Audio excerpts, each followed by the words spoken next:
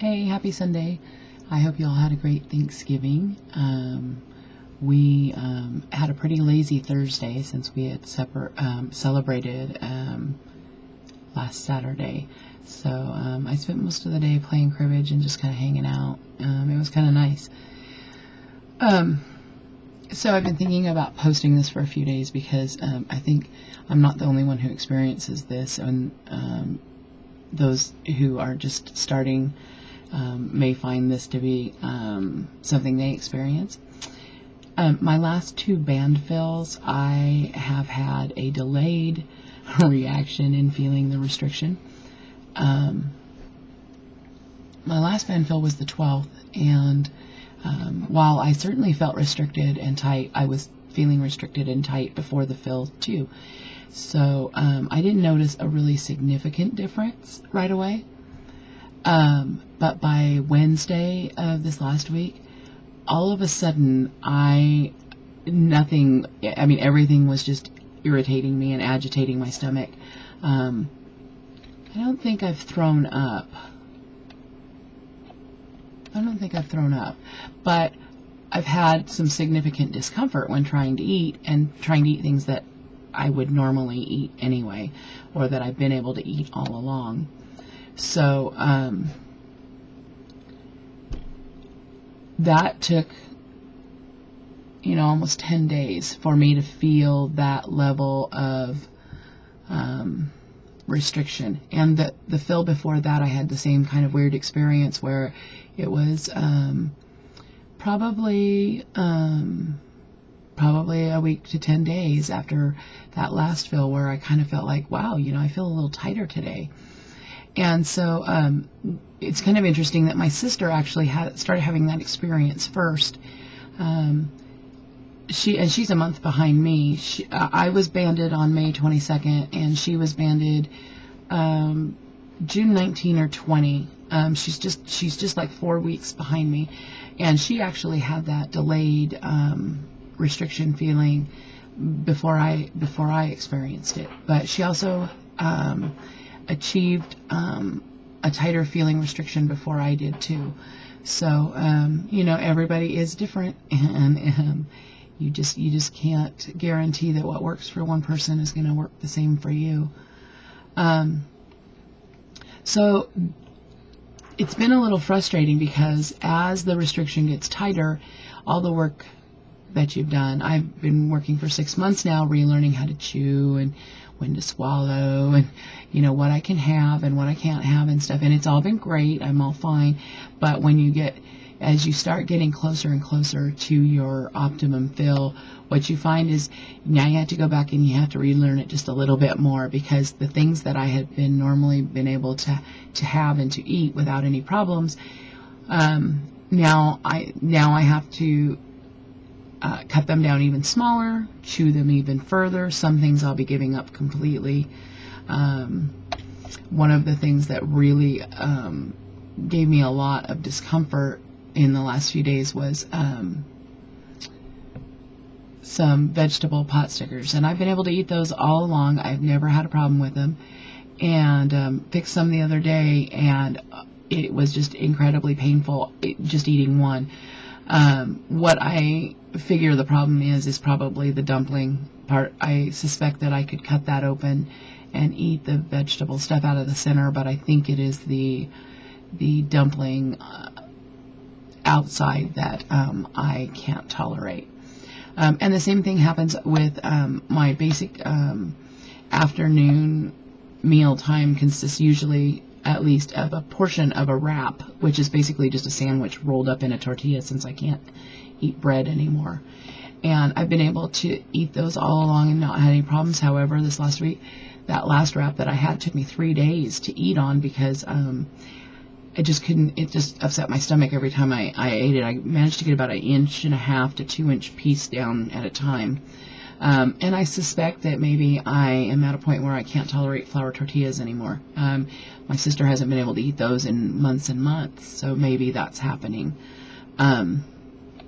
So it's a little frustrating because I need to go to the grocery store, and I'm just not entirely sure what I'm going to get and what I'm gonna try for. I strongly suspect that this week will be a good many steamed and or roasted vegetables.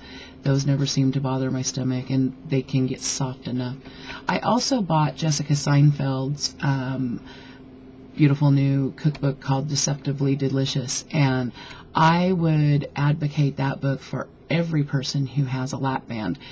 It's not only is it just a fun cookbook, I don't know if you like cookbooks or not, I'm kind of a freak about those things, so it's really a cool cookbook. It is a phenomenal tool for learning how to use purees and getting some of that stuff that you need into the food that you can eat. So I'm actually been going over that book for the last couple of weeks, and when I go shopping, I will be picking up some things to start making some purees and checking out how I can incorporate that into my everyday existence, because that is my reality. Yeah, I'm going to have things soft. There's going to be times when I'm just going to be so tight and so restricted that I'm not going to be able to eat food, and you have to go back to something. That's when you go back to your soft foods or your liquids. And I think that it is, a lot of it probably has to do with how well you keep yourself hydrated, because I notice that sometimes I have a harder time when I haven't had enough to drink.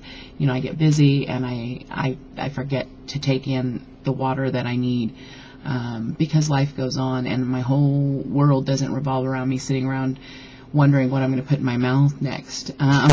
So sometimes I forget and I don't get enough fluid, and I think that has a definite effect on how the band feels. And so if I go a couple of days and I kind of got myself dehydrated and stuff, I notice a difference in my ability to eat and how well it all goes down and everything. So anyway, I guess it's frustrating. It is. I hate that word because I'm not really frustrated necessarily. I'm okay with it because I'm okay with what the little things that come up and the stumbling. But after several days, it does get tiring, because after several days, you just kind of get hungry. And after several days, I develop an aversion to eating, and so I may go a day or two where I just will barely eat anything. And you know, we all have food issues. That's why we have these bands or gastric bypass or whatever. And so my food issues just manifest differently now. Before, where I would have probably gone and binged and purged, or binged or cooked or something like that. Now I just have a complete aversion to eating. So everything is a step-by-step process, and so it's interesting for me to see the difference. I've gone from being someone who resorted to needing and wanting food for solace and comfort and those kinds of things in those stressful times, and now when I'm stressed and stuff, I actually have an aversion to it, and I don't. It's hard for me to get back into the eating. I hear it in my head. You don't want to eat, it's just going to hurt, this, that, and the other. So you just have to be aware of those things, and you just have to know that they're going to happen, and know it's going to come up. Know you're going to have those moments. I will never forget that first day after I had my band and standing in the bathroom, and I just had an overwhelming sense of panic, and I just wanted him to take it out. I just thought I'd made the biggest mistake, and I don't need this band, I can do this myself. And weird, random, no rhyme or reason bullshit's going to come up, and it's going to try and get you, and it's going to manifest in all different ways, and you just have to be as honest as you can be with yourself about your issues and recognize when that's happening, and you just get through the moments. So I'm having a good day today. Everything's fine. I had a great dinner last night. I was able to eat roasted chicken, mashed potatoes, gravy, steamed vegetables, and I think as my special treat from God for being such a good girl, I was actually able to eat one cheddar cheese garlic biscuit that I had made for the kids. So that was nice, because I don't generally eat any kind of bread products at all. I wouldn't do it again. It wasn't painful or necessarily uncomfortable, but I definitely knew that I was trying to eat bread. So, but it was fun to have it all the same. Anyway, so it's the weekend, and we got a lot of work going on at the mobile next door, getting Mom ready to move over here, and I have a guy coming to do critical measurements for windows today, so it would probably be in my best interest to get my ass up and get ready. And there goes my phone, because I'm pretty sure he's calling to tell me he's on his way from Tacoma. So you guys have a great weekend, and I will yak at you later. Bye-bye.